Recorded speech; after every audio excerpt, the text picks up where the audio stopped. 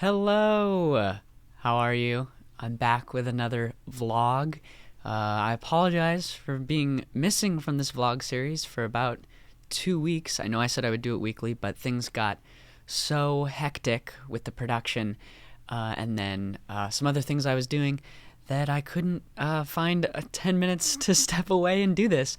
But I'm back now. It's Monday, March 28th, and it's a beautiful, very rainy day here in LA. And I thought I would update you on how everything's been going with the Seasons project.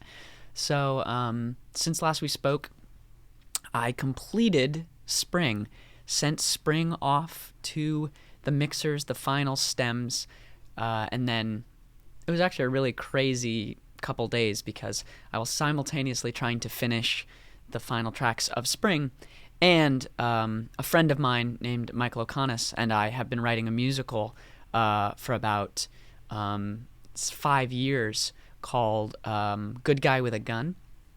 It's a musical about the NRA, and it's a musical about a conservative father and his liberal daughter. And it's a comedy, a satirical musical comedy. But we were submitting to this competition where we're trying to win a cash prize. So I had to finish like 18 demos for this competition at the same time that I was also trying to complete Spring. So that was what I was up to, and I managed to get it all done, and then I went to sleep for about 4 hours, and then I woke up and went on tour with my friend Olivia Klugman. Olivia is a folk singer-songwriter. They write similar music to me. We have a similar aesthetic. We became friends through TikTok, actually, and they now live in Los Angeles, and they are featured on my record. We wrote a song together, and they sing on the song, and yeah, so when Spring comes out, you'll get to hear their wonderful voice on one of the songs. But Olivia was invited to go on tour with a band that I love called Jukebox the Ghost, and a few weeks before they were supposed to go, they said, "Hey, I know you went on tour with Jason Mraz last year. I've never done a tour before. Do you have any advice?" And I said, of course. I gave them lots of advice and things that I had done wrong that they could do better. And then a few days after that, they called me and said, "Hey, will you just come with me? Because I don't want to go do this tour, the first leg of this tour by myself. And yeah, I would love for you to come and I'll put you up." So I said, "Yeah, of course, I'll come." So once I had agreed to that, I had to do all of Spring and do the Good Guy with a Gun demos. I got it all done, went to sleep 4 hours, and then went on tour. It was great.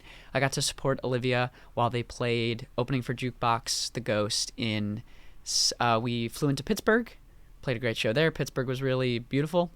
Wasn't what I was expecting. Not that I knew a ton about Pittsburgh. Then we went to Cincinnati and Cleveland. And they were both great. The theaters were really amazing. The venues were awesome. And the crowds were incredible. Jukebox the Ghost have really cool, nice fans that were super welcoming to Olivia and then me by extension.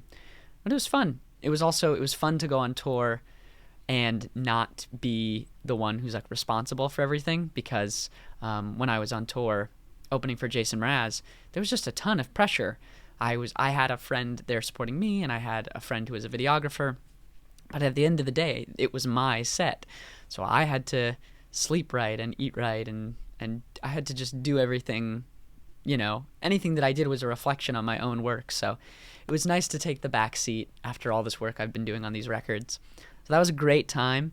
Went on that tour. And then I came back just in time to release the first single from Spring, which is out now. It's called Springtime. It came out 3 days ago, March 25th.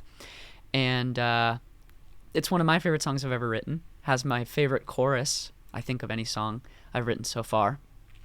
And so far the response has been great. The experience of releasing the song was interesting and unique because even though I now have this following on TikTok and on other socials a little bit, I still have to sort of push. There's so much noise on the internet, and I'm just sort of a part of that noise too when I'm trying to get out my thing, because everyone's trying to get out their thing. So the experience of trying to let people know that this song existed and was worth listening to was difficult. Promotion and advertising is not as much fun as creating and being creative, but it's also something I have to do. And it can be fun, and it can be something I don't hate doing it or something like that. But yeah, so I made videos on TikTok, and I posted videos on Instagram, and I texted people in my text list, and I made YouTube videos, and I did all the things.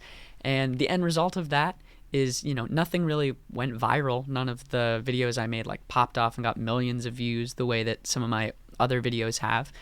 But people are still hearing the song. It's averaging right now about 1,000 streams a day, which I think is pretty cool. If I could play the song to 1,000 people every day, I would consider that a win.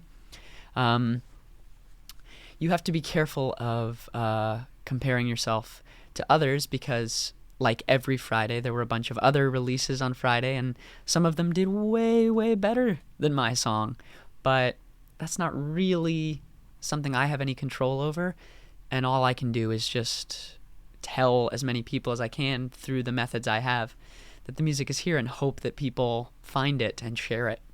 So it's been a good release. I'm really pleased with the song artistically, and I think the sort of commercial reception is something like I don't have as much control over, but all I can do is like hope that it is commercially and accepted by people. And when I say commercially, I don't mean like I'll make a bunch of money. That's never really been like a super big part of making music in my experience. I just mean like the amount of people hearing it, streaming it, interacting with it, engaging with me as an artist, that kind of thing when I say commercially. Another thing that happened today, this morning, is I released Spring, the record, but just on Bandcamp and just for purchase. So this is something I want to try and do with all the records, which is release them a month early, just available for purchase, with the hope that, it being available before being able to be streamed, where you can have it for free, so to speak, if you're already subscribed to a streaming platform, will encourage people to buy the music, which is the biggest way that they can financially support this project, which is expensive to make.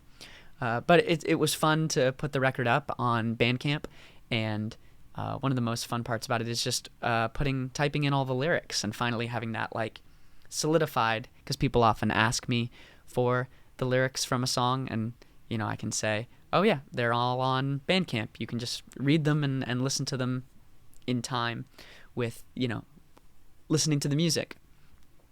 So what's next for the season's project? Well, there's sort of two parts. One is I have to begin promoting or making videos to promote Spring, which comes out on April 22nd.